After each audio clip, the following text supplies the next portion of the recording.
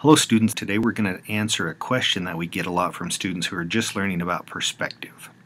As you can see from the title slide, we're going to talk about when to use 1-point perspective and when to use 2-point perspective. Okay, so let's go ahead and get started. Now in order to answer our question, you need to know what the term picture plane means. Okay, we can imagine a picture plane as being almost like a camera viewfinder or a TV screen that you see the world through. Imagine for a moment the screen of your smartphone as you take a photo. Now zoom in on your screen until the edges reach the edges of your peripheral vision. That's kind of what looking through a picture plane is like. Okay. Now if I looked straight down on your head and we drew a straight line right through both of your eyes like this, your picture plane is always exactly parallel to that line through your eyes. The four edges of your picture plane would be right where your peripheral vision ends. Now the reality is when we look at the world, our natural viewfinder is actually more of a circle. When you're learning about linear perspective, you learn about the cone of vision, and that's what that circle represents. But since we usually draw what we see onto a rectangular surface, we often think of the picture plane as being rectangular. The picture plane always stays parallel to your eyes, okay? So if the viewer turns his head to the left or the right, then the picture plane is going to turn with it. It always stays right parallel to the eyes.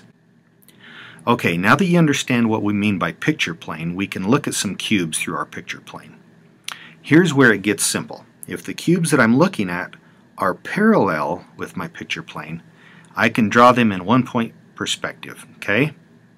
So if I'm looking down on the viewer and he's looking at the 9 cubes that are parallel with his picture plane, he can draw them in 1-point perspective, and the drawing is going to look something like this.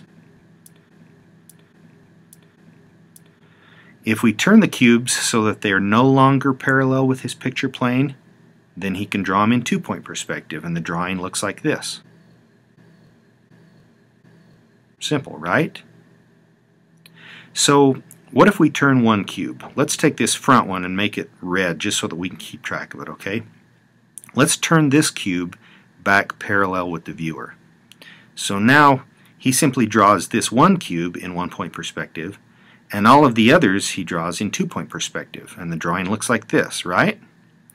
Which brings us to the answer to another question which I'm often asked: can you combine 1-point perspective and 2-point perspective in one drawing? And the answer is absolutely, just like we did here. And in fact, people do it every day. It's often done. So here's a photo of some boxes. I want you to tell me, do you draw these in 1-point perspective or 2-point perspective? Since the fronts of these are parallel to the picture plane, we're going to draw them in 1-point perspective, right? Okay, so how about these? As you can see, none of these cubes are parallel to our picture plane, so we're going to draw those in 2-point perspective, right? Now, if any of this is confusing, feel free to watch the video again until it makes more sense. And as always, don't be afraid to ask your instructor or your other classmates any questions that you have as well, okay? Okay, take care.